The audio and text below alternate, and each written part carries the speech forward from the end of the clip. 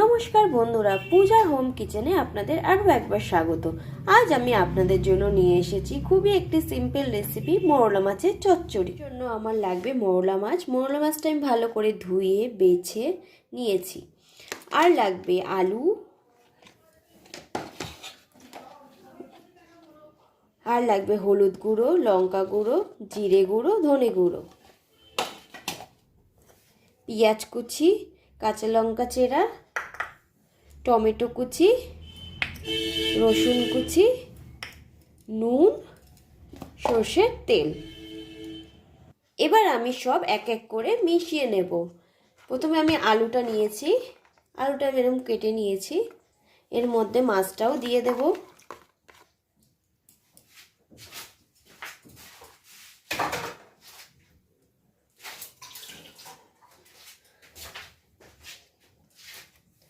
তারপর এক এক করে নুন, হলুদ,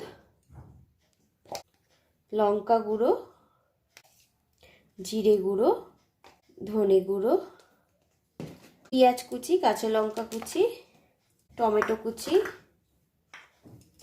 রসুন কুচি, সর্ষের তেল সব দিয়ে এটাকে ভালো করে মেখে নেব।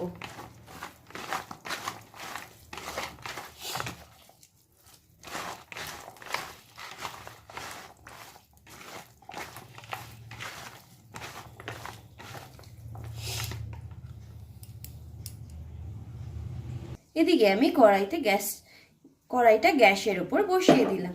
এবার আমি গ্যাসটা জ্বালিয়ে দেব।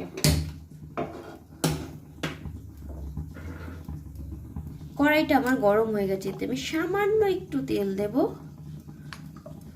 একটু কালো জিরে ফোড়ন দেব,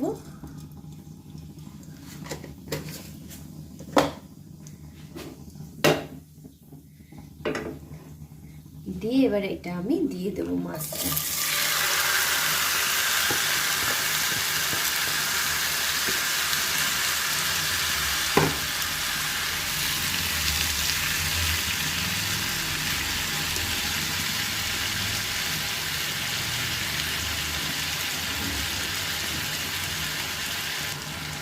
বাটিটাকে ধুয়ে আমি সামান্য একটু জল দিয়ে দেব, দিয়ে এটাকে এবার আমি ঢেকে দেব, দিয়ে গ্যাসের আঁচটা কমিয়ে দেব।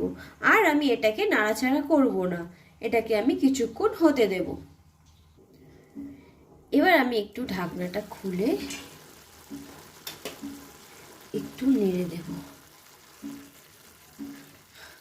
হালকা হাতে নাড়তে হবে যাতে মাছগুলো ভেঙে না যায়।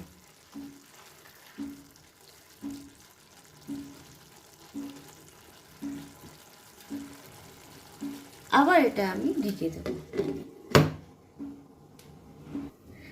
আবার আমি ঢাকাটা খুলে দেখব, জলটা পুরোপুরি শুকিয়ে গেছে।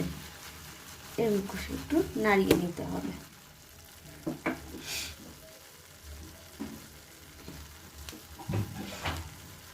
আলুগুলো সেদ্ধ হয়ে গেছে। আর একটু কিছুক্ষণ পরে আমি নামিয়ে নেব।